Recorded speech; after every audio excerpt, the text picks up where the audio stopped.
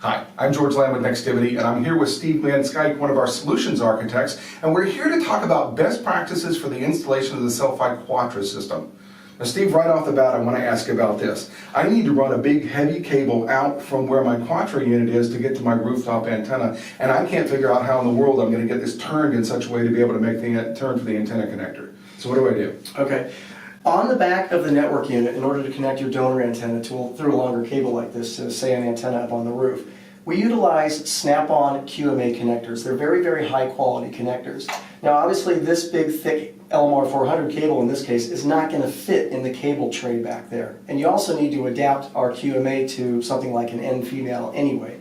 So we supply adapter cables that will go from buy these directly from Nextivity? Exactly, from Nextivity suppliers. Okay. And this is what gets snapped into the back of the unit. They fit very, very nicely. They're easy to strain relief. Like this. Okay. Exactly. Okay. Exactly. Understood. Exactly. Okay. So you never want to connect that thick cable directly to the back of the unit. Okay. So what else gets connected to the back of the network unit then?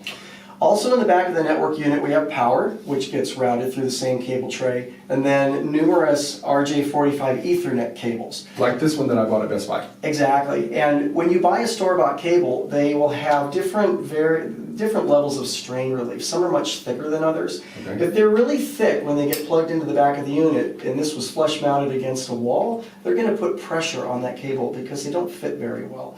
Another option is to use a crimp-on connector, which is what I use whenever I'm doing an installation. I guess the advantage of this is you can make the cable exactly the length you need it to be. Exactly, it's really the cheapest way to go because you buy spools of raw cable and then you just crimp on the end connectors where needed. And those fit very, very well. If you do buy a store-bought cable, try to get cables that don't have a strain relief that's too thick, or do something to create space behind the unit. Because I've already cabled my building with this and it's got big strain relief, so what do I do now? Sure, just use the standoff brackets. We make sure that all the hardware comes in the box, so you don't have to go to the store to buy anything. So these things are in the box? They're in the box along with the mounting screws, and these are standoff brackets. So they're going to take the snap-on mounting plate and basically move it 1.5 inches away from the wall, which gives you lots of space for cable management now. Okay.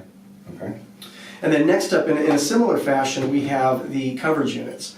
Now coverage units get installed usually on the ceiling, and if you're installing in a ceiling tile, you would simply cut out enough space for... So I'm just going to run the cable right down through the ceiling tile. Exactly, and there will be plenty of space for that. Okay. The only time you would need to most likely worry about the strain relief on a store-bought cable is if you were flush mounting this to a wall. Okay. So if you're going to do that, you have a couple of options. One is you can cut a hole in the wall to actually route the cables in the wall, which makes for a nice clean installation. Or you can use the exact same mounting brackets that come with the network unit. They're also in the coverage unit boxes. And one of the other things we've got to be careful of after we put that connector into the unit is to make sure that we don't hang the device by the cable, or worse yet, drop it and actually break that Ethernet cable connector that's on the back of that and void the warranty that way. Exactly.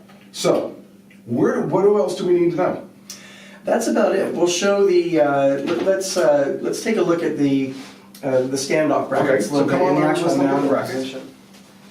All right. So over here we have a flush-mounted mounting bracket. That's a stand-on mounting bracket that is a universal mounting bracket. It fits either our network unit or our coverage unit, or actually other equipment.